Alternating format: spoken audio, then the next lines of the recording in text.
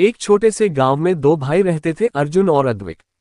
अर्जुन हमेशा जिज्ञासु और साहसी था, हर नई चीज में खुद को आजमाने को तैयार रहता, जबकि अद्विक शांत, समझदार और सोच समझकर कदम बढ़ाने वाला था।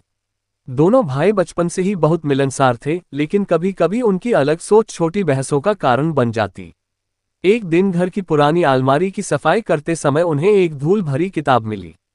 ये किताब दिखने में साधारण थी, लेकिन उसके कवर पर अजीब सी चमक थी और कुछ रहस्यमयी निशान उभर रहे थे। जैसे ही अर्जुन ने किताब खोली, उसके पन्नों से हल्की रोशनी फैलने लगी और हवा में एक धीमी, गूंजती हुई आवाज आई, सत्य और साहस के मार्ग पर चलने वाले ही इसे पढ़ सकते हैं। अद्वैत थोड़े डर गया, लेकिन अर्जुन ने उत्साह से कहा, चलो देखते हैं इसमें क्या है।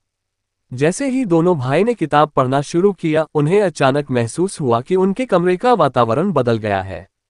चारों ओर घना जंगल, बोलते हुए पेड़, गाती हुई नदियां और चमकती हुई रहस्यमयी रोशनी।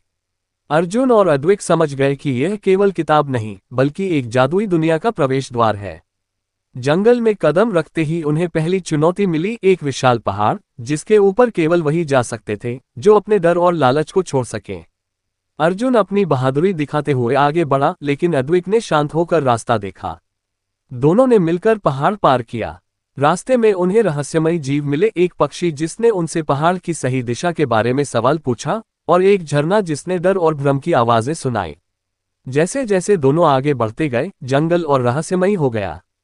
कभी पत्ते अपने आप बोलने लगे, कभी जमीन पर प्रतीक और निशान चमकने लगे। अर्जुन और अद्वैत ने देखा कि ये निशान और संकेत उन्हें सही रास्ता दिखा रहे हैं, लेकिन इसके लिए उन्हें अपने भीतर की अच्छाई और डर को पहचानना पड़ा। एक दिन उन्हें एक गहरी नदी मिली, जिसमें परावर्तन हुआ और दोनों भाइयों को अपने अंदर की कमजोरियों और भय का सामना करना पड़ा। अर्जुन ने देखा कि उसका साहस कभी कभी उसकी लालच और जल्दबाजी में बदल जाता है। अद्वैत ने महसूस किया कि उसकी शांतता कभी कभी उसे डर की तरफ खींचती है।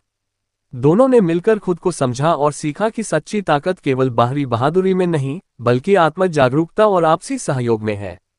अंत में जंगल के सबसे अंदर उन्हें एक विशाल, प्राचीन मंदिर दिखाई दिया। मंदिर के भीतर जादुई किताब की शक्ति की वास्तविकता सामने आई। पन्नों पर उनके जीवन के अनुभव, उनकी अच्छाइयां और कमजोरियां दिखाई दी। उन्होंने महसूस किया कि किताब का जादू केवल बाहरी नहीं, बल्कि उनके भीतर छुपी शक्ति, साहस और विश्वास में है।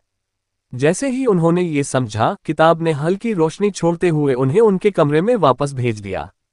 लेकिन अब दोनों भाई अलग थे, उनमें साहस, समझदारी और आपसी विश्वास और गहरा हो गया था।